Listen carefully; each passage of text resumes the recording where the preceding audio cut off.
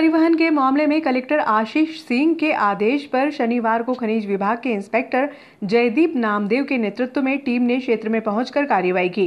Inspector Namdev के अनुसार कोटा फाटक क्षेत्र में अवैध रेत परिवहन के ट्रैक्टर ट्रॉली खड़े होने की सूचना मिली थी, लेकिन कार्रवाई के दौरान कोटा फाटक अप्रोच रोड शेषशाही कॉलेज के आसपास वाहन नहीं दिखे। बताना पड़ेगा। कहाँ से पड़ा तुमको? नदी पुलिया में थी। नदी पुलिया में। कौन से गाँव की? नदी कौन सी है?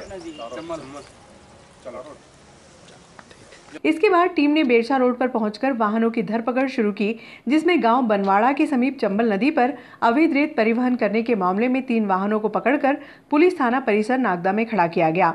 इंस्पेक्टर नामदेव के अनुसार कार्रवाई के दौरान वाहन चालकों से रेत परिवहन संबंधी दस्तावेज दिखाने को कहा तो उन्होंने असमर्थता जाहिर की। अवैध रेत परिवहन का प्रतिवेदन बनाकर कलेक्टर के समक्ष प्रस्तुत करेंगे।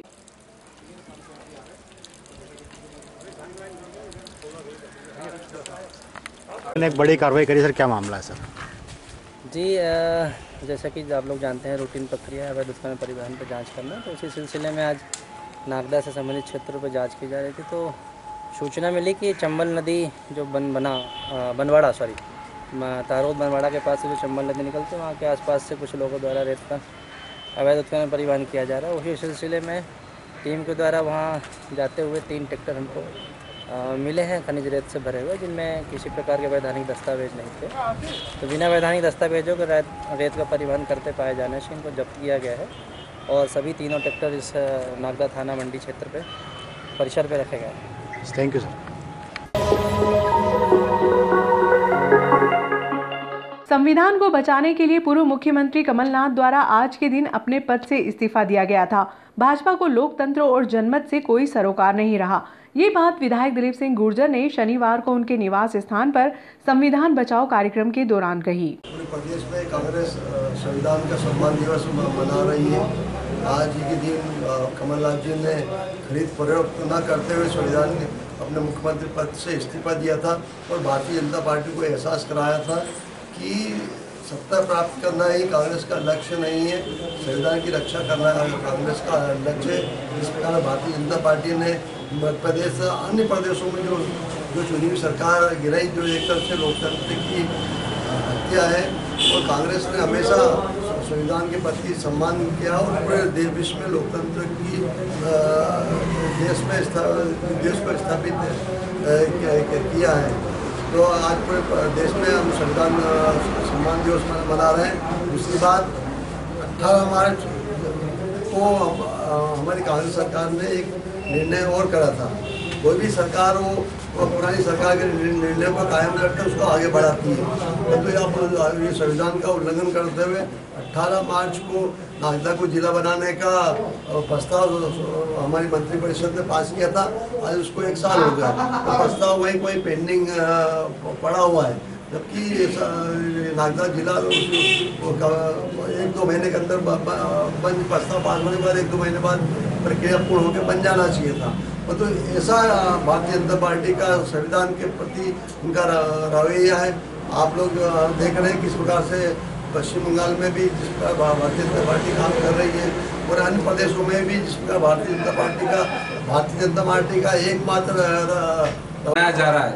आज के दिन हमारे प्रदेश के कांग्रेस के मुख्यमंत्री श्री कमलनाथ जी ने संविधान की रक्षा करते हुए संविधान में जो लिखा हुआ उसका पालन करते हुए अपने पद से इस्तीफा दिया था।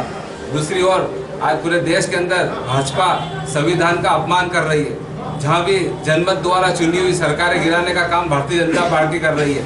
इसी के तहत आज पूरे प्रदेश के अंदर कांग्रेस पार्टी एवं कांग्रेस कार्यकर्ताओं द्वारा संविधान का सम्मान दिवस के रूप में मनाया जा रहा है।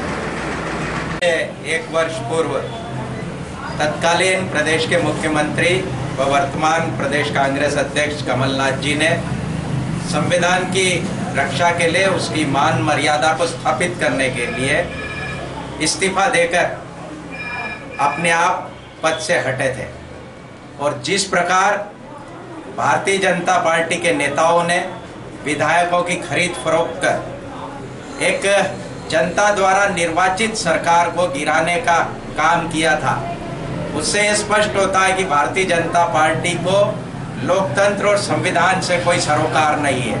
कदम कदम पर संविधान की हत्या करने वाले, संविधान और लोकतंत्र के जो नैतिक मूल्य है उनका ह्रास करने वाले भारतीय जनता पार्टी के नेताओं ने जनता के साथ बहुत बड़ा छलावा किया है। आज हम सब प्रदेश कांग्रेस अध्यक्ष कमलनाथ जी के नेतृत्व में संविधान की जो रक्षा उन्होंने करी है, आज उसको संविधान दिवस की रक्षा के रूप में आज का दिन मना रहे हैं। आज के दिन हम सभी कांग्रेस जन ये संकल्प ले कि संविधान की रक्षा के लिए कांग्रेस जन हमेशा तत्पर रहेंगे और जो ये भारतीय जनता पार्टी जो कार्य कर रही है धनबल से जनबल से सरकारों को, जो जनता के द्वारा चुनी हुई सरकारों को गिराकर खुद हड़पने की और हत्याने की जो कोशिश कर रही है, इनको अपना करारा जवाब दे। जय हिंद, जय भारत। के दिन जनता की चुनी हुई सरकार को धनबल के द्वारा परास्त करने का प्रयास किया था, लेकिन हमारे कमलनाथ जी जो संविधान की रक्षा करते हुए उन्होंने स्वयं इस्तीफा दे दिया। कांग्रेस द्वारा संविधान की रक्षा दिवस मनाया जा रहा है।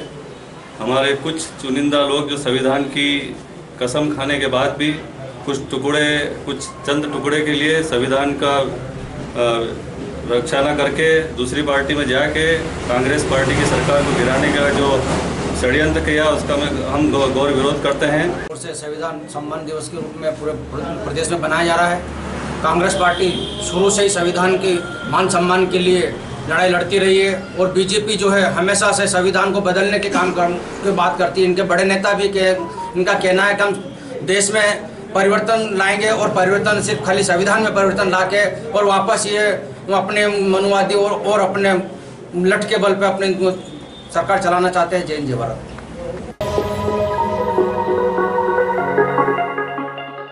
स्टेट हाईवे नंबर 17 पर गैस पाइपलाइन डालने का काम धीमी गति से चलने के कारण क्षेत्र के दुकानदारों ने विरोध दर्ज करवाया।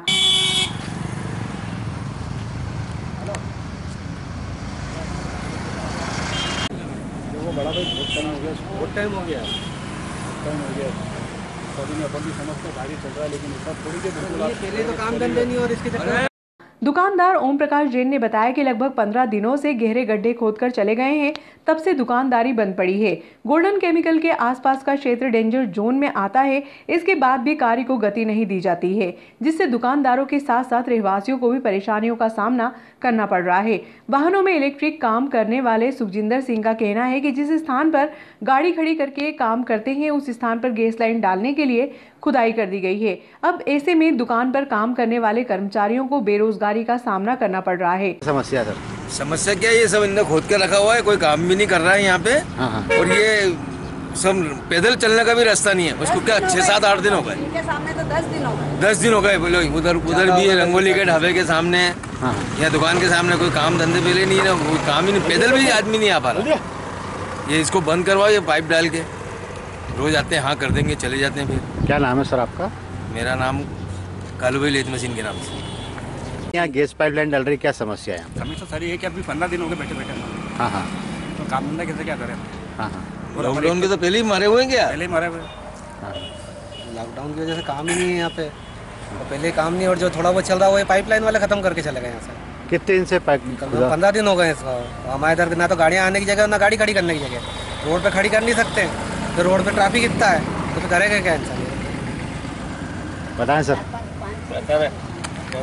गैस लाइन वालों ने जो यहाँ गड्ढे खुदा है, ये 15 दिन से 10-12 दिन से गड्ढे खुदे हुए हैं।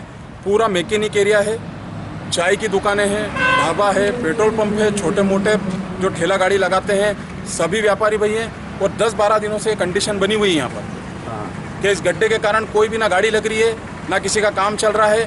और कम से कम 6 से 7 फीट का एक गड्ढा खुदा है। और पाइपलाइन का काम जो 24 घंटे में हो सकता है, आज उसको 10 से 12 दिन हो गए। और ये सारा सेटअप लेके आरी पेट्रोल पंप पे चले गए, वहाँ काम कर रहे हैं। यहाँ जैसे कोई रहता ही नहीं। सामने ढाबा है, जो अंकल रोज यहाँ काम करते हैं, ढाबा पिछले 5-7 दिनों से बंद पड़ा हुआ। रोज कमाने खाने वाले लोग हैं यहाँ पे, तो कितने दिन हम ऐसे परेशान होते रहेंगे? ना कोई प्रशासन की नज़र है, ना गैस कंपनी वालों की नज़र है, कोई इधर इस और ध्यान ही नहीं दे रहा है। पर कल परसों यहाँ गाय गिर गई, बड़ी मुश्किल से निकाली।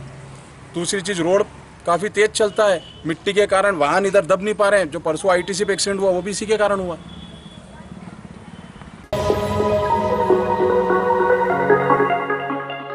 चिकित्सालय मार्ग स्थित शिव हनुमान मंदिर में ब्राह्मण समाज की महिलाओं द्वारा शनिवार को फाग उत्सव का आयोजन किया गया।